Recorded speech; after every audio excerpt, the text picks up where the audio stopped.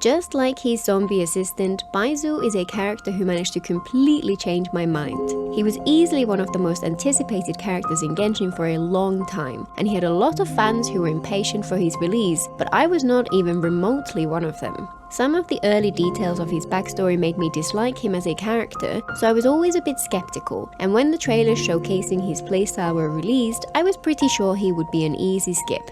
And yet, his story quest is one of the best in the game and completely won me over. He's my joint highest constellation limited 5-star, and I use him all the time. How did that happen? Let's talk about his playstyle, his story, my experience with him, and whether you should pull for him too. Baizhu makes his first appearance in the very first chapter of the Archon quest, shortly after the Traveler first makes their way to Liyue. This means that even players who started in September 2020 met him right at the beginning of their journey, and since he had a vision, it was an obvious assumption that he would be playable someday. However, since it was a Dendro vision, people knew it would be a long wait, but they had no idea just how long. Way back then, people speculated that he would maybe come out in version 1.5 a little over 7 months later, since surely by then Hoya would be ready to release the fabled 7th element. Of course, that's not quite how it turned out. Over time, people continued to speculate, and there were even some wild rumors that he might actually be the Dendro Archon hidden in plain sight. In the end, Dendro finally made its appearance with the release of Sumeru in version 3. Baizhu himself didn't come out until version 3.6, so the people who fell in love with him back in those early days ended up waiting for 2.5 years to get him. But before we get to that, like I said, I very much disliked him. The first few times I met him, I didn't really care either way. His design was absolutely gorgeous, but he seemed sly and manipulative, which generally turns me away from a character. He was also closely tied to Gigi, who I actively disliked at first. And though I soon came to love her, he stayed very much in the shadows. Then, someone came into my stream and said they absolutely despised him, and I was kind of surprised. Even though I didn't like him, he hadn't really left that big an impression either way. What could he have done to trigger such hatred? Then they told me to read Gigi's backstory. Gigi's origin story is tragic. Hundreds of years ago, she was a child who lost her way while picking herbs and got caught in the crossfire of an Adeptal war and killed. As she died, with her last thought of a wish for a time to freeze so she could stay with her loved ones, she was granted her vision. Moments later, the Adepti who had accidentally killed her gave her the gift of eternal life, but when she awakened, she went berserk and had to be sealed in amber. Centuries later, when Gigi was finally freed from her stasis, she met Baizhu by chance. Baizhu is a healer with a particular interest in finding a way to extend his lifespan. He took her in and looked after her, but she was always aware that he was only doing so because he wanted to study her. She treasures what little concern he has for her in spite of this, which keeps her tied to him.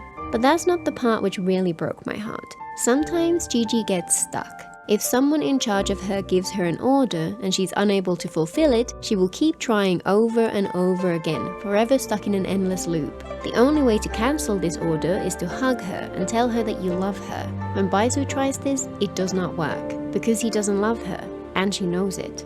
As someone who came to love Gigi, this was not really something which was easy to forgive, and so for the longest time, I had zero interest in Baizhu. Of course, his story doesn't end there, and we'll get back to that later. As I've mentioned in previous videos, I enjoy a character's gameplay a heck of a lot less if I dislike them. So when he finally was released, my intent was to skip his banner. And then, when his kit was revealed, I was doubly sure I had no need of him. His main role is to be a Dendro healer and support. His skill shoots out a snake of Dendro which hits up to 3 enemies nearby and then heals the entire party when it returns, and his healing is incredibly strong. His burst, however, seemed really weird and underwhelming when it was first described. It creates a shield, but unlike any other shield in the game, it has a very low HP pool. It kinda sounded like it would be of very little use at all, and his main purpose would be his skill. When his shield breaks, it does apply some Dendro to enemies, so there was a theory that Dendro application over time was the real purpose of his burst. And at the time, I felt absolutely no need for a Dendro healer because I already had one who I absolutely adored. Yaya fits that same role and is ridiculously fantastic healer, plus her existence just brings me joy. I would have been happy to have her in my teams forever. So I wasn't interested in Baizhu as a character and I had no need for him. Easy skip, right? Unfortunately, Hoyoverse had the last laugh. They released another character on Baizhu's banner, Kave. Kaveh was one of my favorites of the Sumeru cast, and in my opinion is among the most beautifully designed characters in the game. I absolutely had to get him. The other 5-star on the banner was Ganyu, who I already owned and whose early constellations aren't particularly interesting. I also tend to prefer having more characters to play with rather than investing more into ones who are already powerful, so I decided to pull on Baizhu's side of the banner. After all, I was on my 50-50. I was early pity, surely I'd get a Kaveh before I got a Baizhu. I only wanted one. As luck would have it, it took me 100 wishes to get my C0 Kaveh. Let's not talk about his kit. By that time, I had won my 50-50 3 times in a row. I have never before nor since had such luck on any banner in any game. Of course, it would only happen with a 5-star you didn't have particular interest in, eh?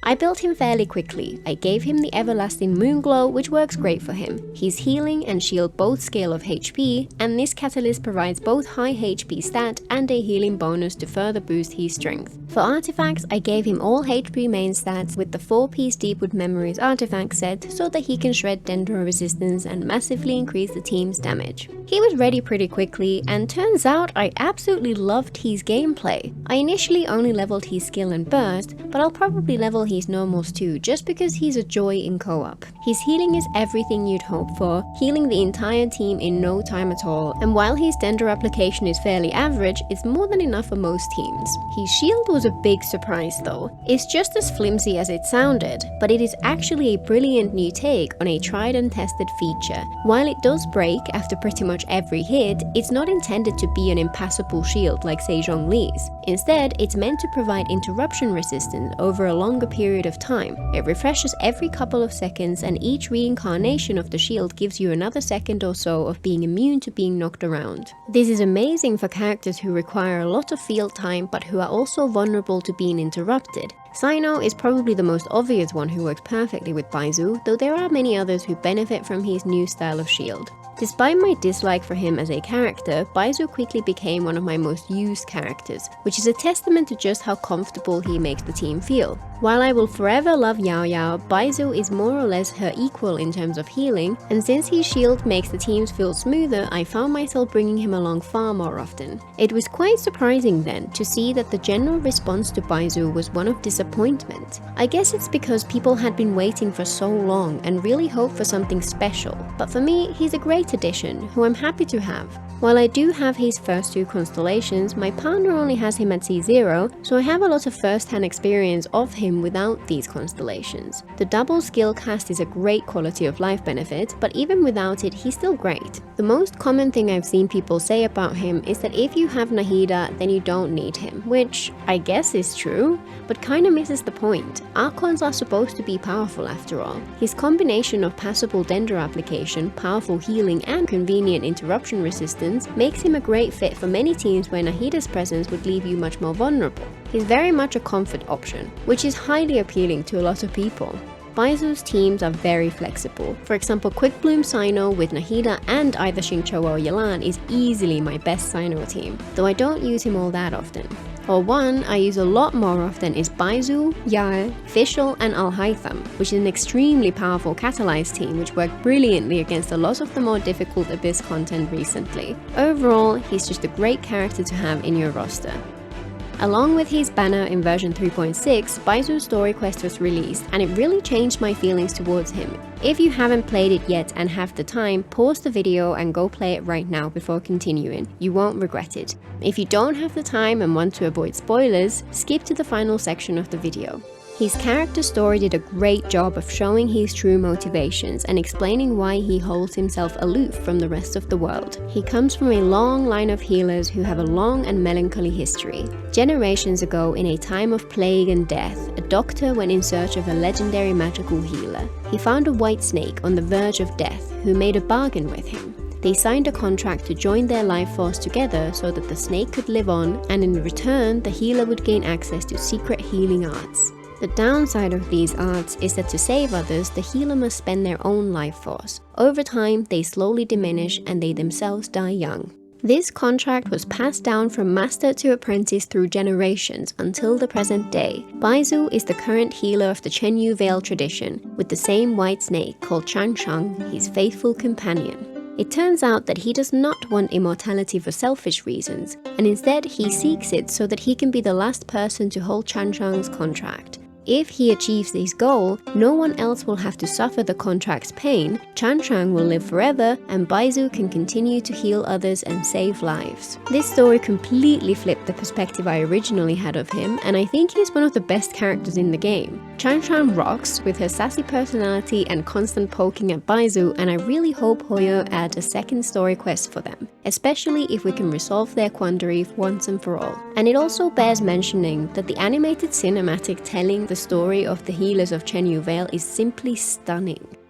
So, should you consider pulling for Baizhu? Honestly, I think he's well worth it. He's a fantastic character with tons of depth and a brilliant backstory with complex morals and nuanced relationship with those around him. His design is gorgeous, in my opinion anyway, and Changshang is precious. His playstyle is unique and can enable a ton of different teams, or just make existing ones significantly more comfortable. He's not going to make or break your account, and if you decide not to go for him, you'll be perfectly fine. But if you're undecided, then maybe give him a chance. I almost didn't, and I'm glad to have been so thoroughly proven wrong. Thanks, Kaveh, for being difficult.